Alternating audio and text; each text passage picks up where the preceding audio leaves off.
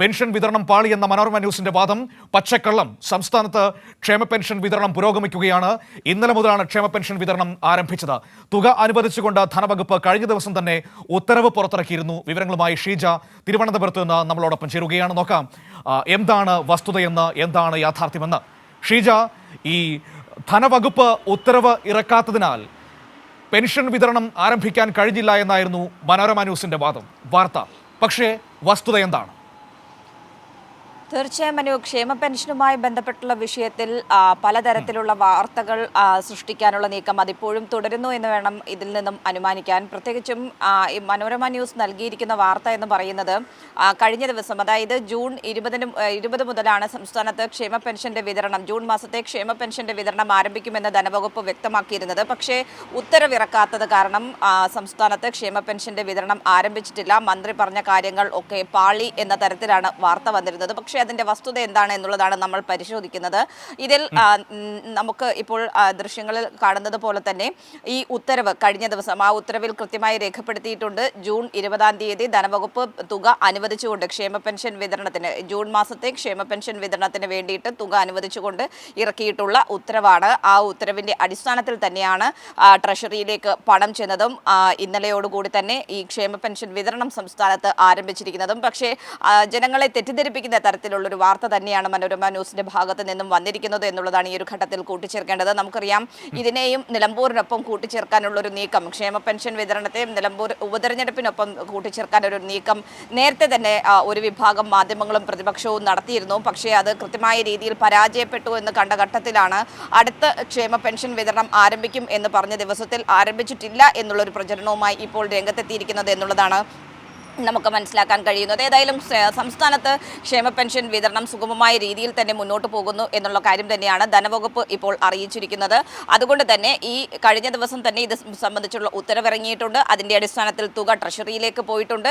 ആ തുക കൃത്യമായ രീതിയിൽ ഗുണഭോക്താക്കളുടെ അക്കൗണ്ടുകളിലേക്ക് എത്തിത്തുടങ്ങുകയും ചെയ്തിട്ടുണ്ട്. ഒരാഴ്ച കൊണ്ട് ഇത് പൂർത്തിയാക്കുക എന്നുള്ളതാണ് നിലവിൽ ഏതായാലും ധനവകുപ്പ് നൽകിയിട്ടുള്ള നിർദ്ദേശം. അതിൻ്റെ അടിസ്ഥാനത്തിൽ ആ രീതിയിൽ തുക വിതരണം ചെയ്യുന്നത് പുരോഗമിക്കുകയുമാണ്. മനു, തീർച്ചയായും ഞാനിങ്ങനെ ആലോചിക്കുകയായിരുന്നു, സംസ്ഥാനത്തെ 62 ലക്ഷം മനുഷ്യർക്ക് ആശ്വാസമാകുന്ന ഒരു വലിയ പദ്ധതിയാണ് നമ്മുടെ ക്ഷേമ പെൻഷൻ വിതരണം എന്ന് പറയുന്നത്.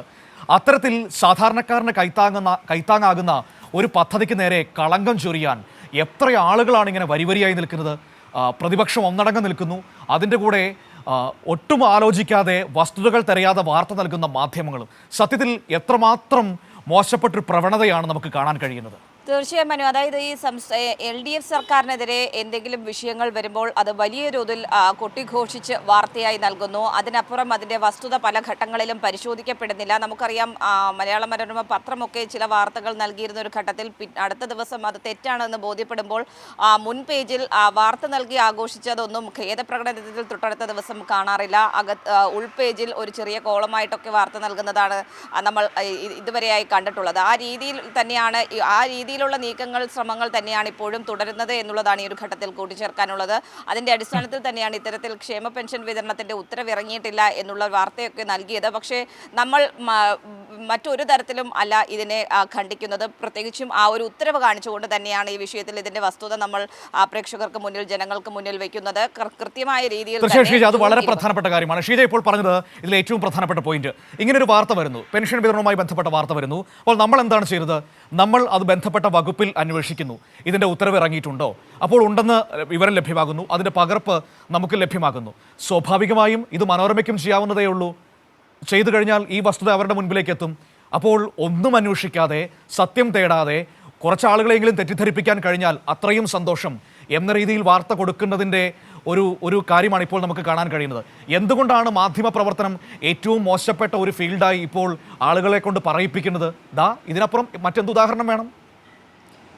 തീർച്ചയായും മനു, അത് പക്ഷേ നമ്മൾ കൃത്യമായ രീതിയിൽ പരിശോധിക്കുകയാണെങ്കിൽ മനസ്സിലാകും. അത് ഇടതുപക്ഷത്തിനെതിരെ അല്ലെങ്കിൽ CPIM മന്ത്രിമാർക്കോ മുഖ്യമന്ത്രിക്കോ എതിരെ ഒക്കെയുള്ള വിഷയങ്ങൾ വരുമ്പോഴാണ് ഈ രീതിയിലുള്ള വലിയ ആഘോഷിക്കലൊക്കെ ഒരു വിഭാഗം മാധ്യമങ്ങളിലും അതോടൊപ്പം തന്നെ പ്രതിപക്ഷത്തിൻ്റെ ഭാഗത്തും ഒക്കെ നമുക്ക് കാണാൻ സാധിക്കുന്നത്. തിരിച്ചൊരു ആരോപണമോ അല്ലെങ്കിൽ എന്തെങ്കിലും വിഷയമോ വരികയാണെങ്കിൽ ഇത്തരത്തിലുള്ള ആഘോഷമൊന്നും എവിടെയും കാണാറില്ല എന്നുള്ളതും എടുത്തു പറയേണ്ടത് തന്നെയാണ്. അതുകൊണ്ട് ഏത് വിഷയം വന്നാലും അതുമായി ബന്ധപ്പെട്ടുകൊണ്ട് സർക്കാർ സർക്കാരിനെതിരെയുള്ള രീതിയിൽ വാർത്തകൾ നൽകുക എന്നുള്ളത് അതൊരു പ്രവണതയായി തന്നെ മാറിക്കഴിഞ്ഞിട്ടുണ്ട്. പക്ഷേ ഇതൊന്നും കൂസാതെ കൃത്യമായ രീതിയിലുള്ള പ്രവർത്തനങ്ങളുമായി തന്നെയാണ് സംസ്ഥാന സർക്കാർ മുന്നോട്ട് പോകുന്നത്. മനു.